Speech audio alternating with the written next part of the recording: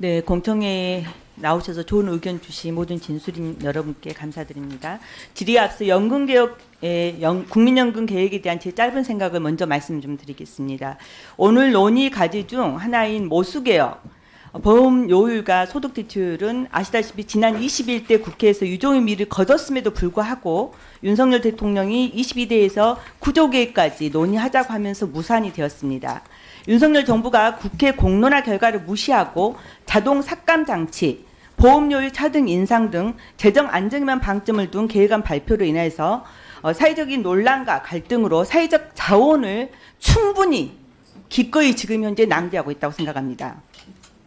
그래서 자동 삭감 장치와 세대 간 차등 보험료는 반드시 철회해야만 모수개혁의 첫 출발점이 될 수 있다고 하는 말씀을 다시 한번 드리겠습니다. 먼저 주은선 진술인과 저는 유효원 진술인께 질문하겠습니다. 공적연금인 국민연금의 최우선 목표는 적정한 노후소득 보장 맞죠? 예. 국민연금 급여 수준이 낮다는 점을 지적을 하셨습니다. 조은선 진수님께서. 이 문제를 해결하기 위해서 소득 대출 인상과 가입기간 연장이 함께 이루어야 된다라고 저도 충분히 그렇게 동의하면서 생각합니다. 따라서 공론화위원회의 다수 의견이었던 즉 보험료율과 소득 대출은 각각 13%, 50%로 인상하는 것이 필요하고 이럴 경우에 기금 소진 시점에 필요 보험료율이 35.6%이고요. GDP 대비 총 지출 규모는 2083년에 11.8%로 예상된다면서 소위 굉장히 공포 마케팅을 정부는 하고 있습니다. 근데 방금 말씀드렸던 것처럼 그 수치를 좀 말씀을 좀 드렸는데 이게 우리 경제와 국민이 실제로 감당할 수준인지 짧게 말씀해 주시기 바랍니다.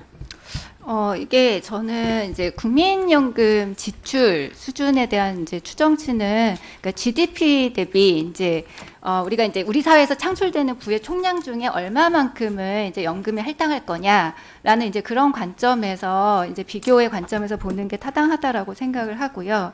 그래서 이제 뭐 2080년에 뭐 11.8% 혹은 뭐 12%까지도 얘기를 하고 있는데 그게 이제 다른 나라들 이제 공적연금 지출 수준에 비춰보면은 그렇게 과도하다라고 보이지는 않거든요. 그러니까 2060년에 EU가 이제 한 13.9% 이제 그 정도로 지출할 걸로 추정이 됩니다. 이제 거기에 비춰본다면 이제 뭐 기초연금을 합쳐도 이제 그걸 약간 넘는데 이제 노인 인구 비율 를 이제 우리가 고려를 해보면 이걸 과도하다라고 얘기하기는 저는 어렵다라고 보이고요. 그 다음에 이제 이게 부가방식 비용률이라는 거는 결국에는 이제 보험료가 부과되는 소득에 대해서만 얘기를 하는 건데 우리 GDP가 대략 한 2,000조라고 한다면 그 중에 이제 1,000조가량을 노동소득으로 봅니다. 근데 그 1,000조에 다 보험료를 붙이는 게 아니라 보험료, 그러니까 상한을 쳐서 상한 이하의 소득에만 이제 보험료를 부과하는데 그게 한 550조 정도밖에 안 된다라는 거죠. 그러니까 보험료 부가소득이라는 것 자체가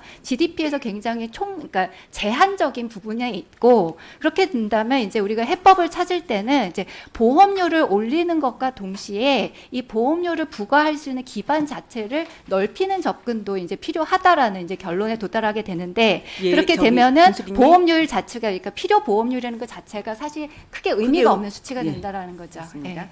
그래서 우리가 생각했던 것처럼 국민 경제야 국민이 감당할 수준이 넘어서지는 않는다 이런 말씀을 좀 주신 거고요. 유연 진술인께입니다. 사각지대에 대한 이야기는 많이 하셨고 그 사각지대에서 대상의 사각지대, 보장 범위의 사각지대 중에 보장 범위의 사각지대가 발생하는 것 중에 제가 이제 눈여겨 보는 것은 가입 기간에 40년을 못 채우는 우리나라의 노동시장 그리고 낮은 소득 대출이 복합적으로 발생을 하고 있다고 말씀을 좀 드립니다. 그러면 결국은 국민연금 가입 기간을 보충하기 위해서 크레딧 제도나 보험료 지원 사업을 이야기를 하는데 이런 측면에서 크레딧 제도를 앞에서 이제 확대가 필요하고 국고로 지원하고 사전 발생 시점부터 지원한다는 모두 공감대를 형성을 하고 있는 것 같아요. 결국은 이런 크레딧 제도를 사전 지원하는 것은 후세대인 청년 세대에게 도움이 되는 거 맞죠? 예. 그리고 더불어서 저는 이제 제가 법도 이제 그렇게 발의를 좀 해놨는데 지금 이야기되고는 출산 군복무 실업 크레딧에 더해서 돌봄 크레딧이 저는 적극적으로 도입이 되어야 한다고 생각합니다. 그래서 인구 고령화 등으로 인해서 향후 발생될 가족 돌봄에 대한 다양한 사후 돌봄 기관의 문제에 대해서 국민연금이 크레딧을 제공한다면 돌봄 그 자체도 사회적으로 인정받을 수 있는 어떤 출발점, 시작점이 될 수 있다고 생각합니다. 이 부분에 대해서 어떻게 생각하는지 말씀해 주시기 바랍니다. 네. 말씀해 주신 것처럼 우리가 이제 인구가 고령화되면서 이제 노인에 대한 돌봄 수요가 증가하고 있고, 또 우리가 많이 얘기하는 것들이 이제 뭐 장애 가족에 대한 돌봄 문제들, 이런 부분들이 이제 돌봄 노동의 이런 사회적 가치를 인정한다라면 크레딧 등을 통해서 이제 보완해 줄 필요성이 있다라는 데 공감을 하고, 특히 또 한 가지 말씀드리고 싶은 부분은 이런 돌봄 노동을 주로 담당하시는 분들이 이제 전업주부, 무소득 배우자, 여성 이런 분들일 수 있기 때문에 이런 분들에 대한 보장성 강화 차원에서 검토해 나갈 필요가 있다라고 생각합니다. 마치셨습니까? 예, 다음 백종원 의원님.